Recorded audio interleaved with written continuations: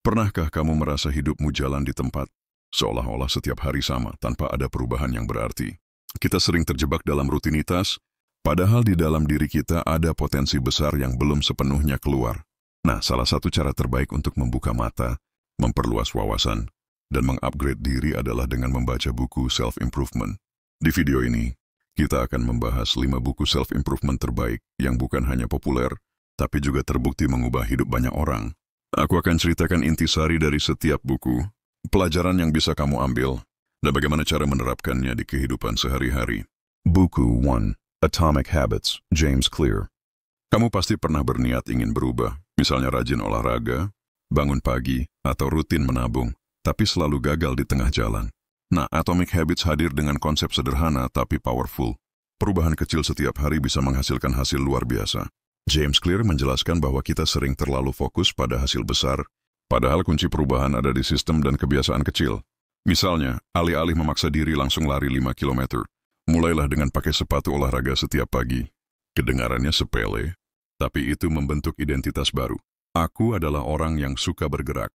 Buku ini juga memperkenalkan 4 hukum kebiasaan. Jadikan terlihat, letakkan benda yang mendukung kebiasaan baik di depan mata. Jadikan menarik, hubungkan kebiasaan baru dengan sesuatu yang kamu suka. Jadikan mudah, sederhanakan prosesnya, jangan bikin ribet. Jadikan memuaskan, kasih reward kecil setelah melakukannya.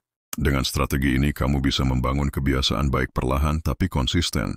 Buku 2, The 7 Habits of Highly Effective People, Stephen Covey. Buku klasik ini sudah jadi panduan banyak pemimpin dunia.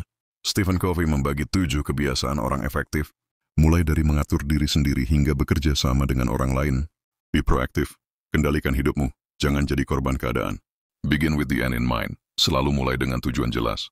Put first things first, dahulukan yang penting, bukan yang mendesak. But, think win-win, cari solusi yang menguntungkan semua pihak. 5. Seek first to understand, then to be understood, dengarkan dulu sebelum ingin didengarkan. 6. Synergize, manfaatkan kekuatan kolaborasi. Dan kebiasaan terakhir adalah sharpen the saw, yaitu terus mengasah diri, baik fisik, mental, sosial, maupun spiritual. Kalau kamu bisa menerapkan ketujuh kebiasaan ini, kamu bukan hanya lebih produktif, tapi juga lebih seimbang dalam hidup.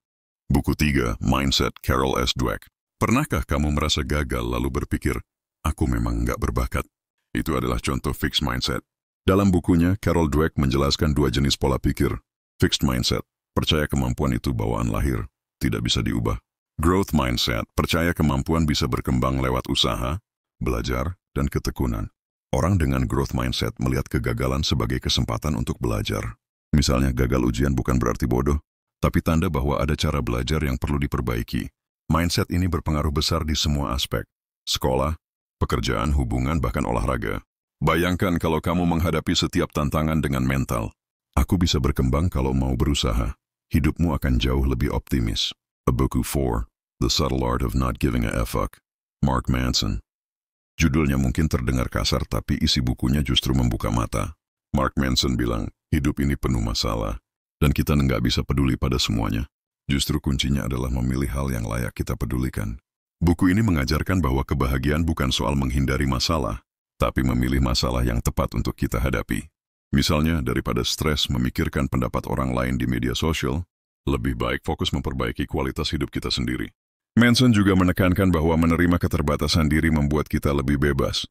Kita nggak harus sempurna, kita nggak harus kaya raya, dan kita nggak harus disukai semua orang. Buku 5, Ikigai, Hector Garcia Francesc Miralles. Ikigai adalah konsep Jepang, tentang alasan untuk bangun di pagi hari. Menurut budaya Okinawa daerah, dengan penduduk berusia panjang, kebahagiaan datang dari menemukan keseimbangan antara apa yang kamu cintai, apa yang kamu kuasai, apa yang dibutuhkan dunia, dan apa yang bisa menghasilkan. Buku ini membagikan banyak kisah inspiratif orang Jepang yang hidup sederhana, tapi penuh makna. Mereka punya rutinitas sehat, hubungan sosial yang hangat, dan tentu saja tujuan hidup yang jelas. Kalau kamu merasa hidupmu hambar, mungkin karena kamu belum menemukan ikigaimu. Coba renungkan. Hal apa yang bikin kamu bersemangat walaupun tanpa dibayar, itu bisa jadi petunjuk penting. Itulah 5 buku self-improvement yang bisa benar-benar mengubah hidupmu.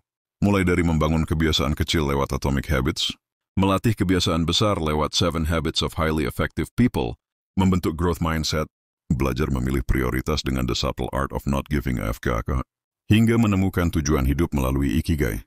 Ingat, membaca buku saja tidak cukup. Yang terpenting adalah praktek.